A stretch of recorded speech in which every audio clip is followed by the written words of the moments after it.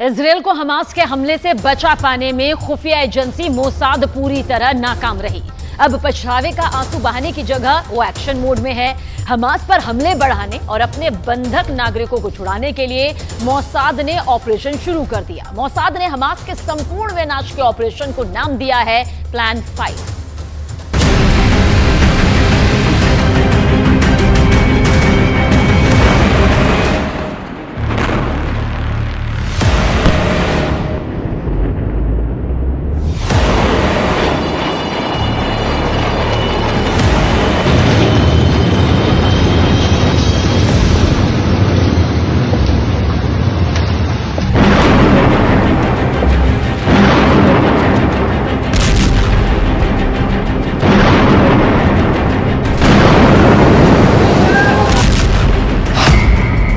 Israel की खुफिया agency के टॉप एजेंट्स फेल।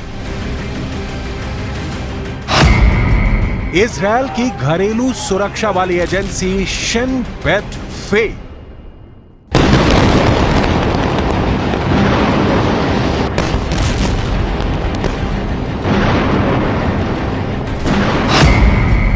इजरायल का डिफेंस फोर्स यानी आईडीएफ फेल।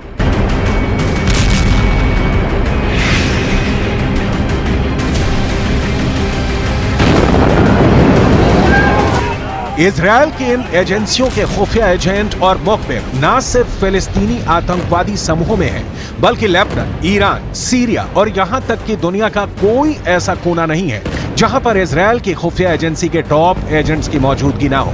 इजरायल को खतरे से बचाने के लिए सटीक जानकारी ही नहीं, बल्कि अपने दुश्मनों के घर में घुसकर हत्या कर चुकी हैं। लेकिन इस बार जब हमास हमले पर उतरा तो मोसाद को, शिन बेट को, आईडीएफ को भनक तक नहीं लगी।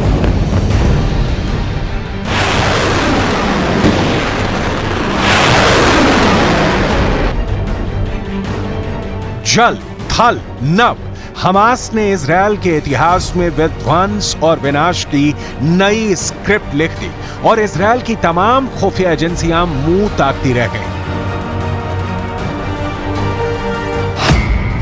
सवाल है, हमास के हमले के पहले सूचना जुटाने में कैसे फेल हो गई तेज तर्रार मोसाद? शिन बेट को क्यों नहीं हुआ हमास के हमले का अंदेशा? आईडीएफ क्यों वक्त रहते हमास के खतरे को भांप नहीं पाया?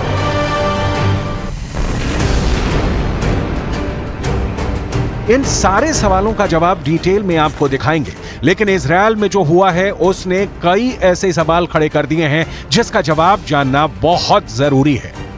इजरायल की खुफिया एजेंसियों की नाकामी के बाद काम खत्म नहीं हुआ बल्कि शुरू हो गया है। लिहाजा सवाल उठ रहे हैं कि मोसाद हमास से इजरायल के खिलाफ किए हमले का बदला कैसे लेगा?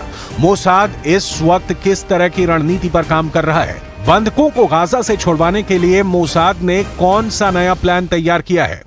हमास के खिलाफ इजरायल के हर एक्शन की बारीक बातें आपको दिखाएं। उसके पहले इजरायल के जासूसी सिस्टम को समझना जरूरी है, क्योंकि सवाल उसी पर उठ रहे हैं।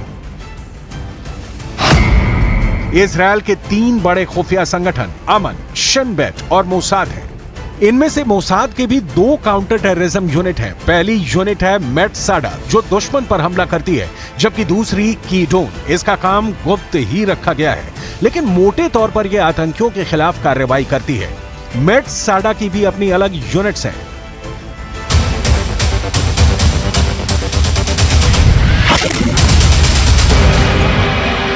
खुफिया जानकारी संबंधित अत्याधुनिक टेक्नोलॉजी, मजबूत सीमा पर सुरक्षा कैमरे, अत्याधुनिक thermal imaging, motion sensor, border पर आधुनिक फेंसिंग।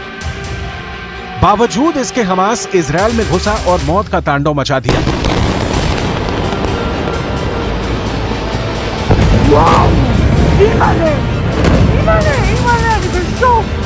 टाइम्स ऑफ इजरायल की एक रिपोर्ट में कहा गया है कि हाल के सालों में इजरायल के डिफेंस फोर्स यानी आईडीएफ ने यह मान लिया था कि हमास इजरायल पर बड़े हमले नहीं कर सकता है,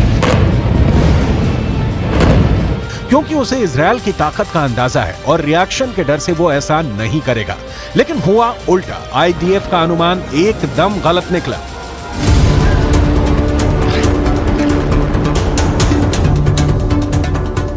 नतीजा सामने है। इजरायल और हमास के बीच बमों की बरसात हो रही है। गाजा की तबाह इमारतें बता रही हैं कि इजरायल अपने ऊपर हुए हमले का सूद समेत बदला ले रहा है। हमास की धरती पर इस समय सिर्फ मलबा ही नजर आ रहा है।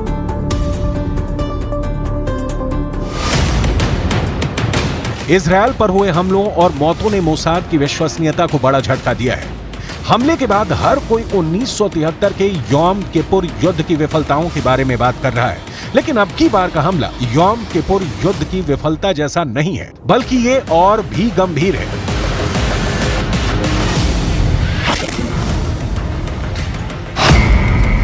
उन्नीस 1973 में खुफिया एजेंसी को सब पता था और लीडरशिप ने भी समय पर फैसला लिया था। ये अलग बात है कि फिर भी नतीजा बहुत भयावह निकला, लेकिन ये कहना मुश्किल है कि तब कोई खुफिया जानकारी नहीं थी।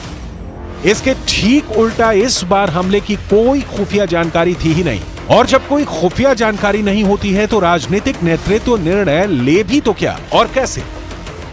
अब सवाल है कि मोसाद का अगला प्लान क्या है। मोसाद हमास की तबाही के लिए कौन सी रणनीति पर काम कर रहा है, और इससे भी बड़ा सवाल यह है कि मोसाद इजरायली नागरिकों को हमास की गिरफ्त से कैसे छुड़ाएगा।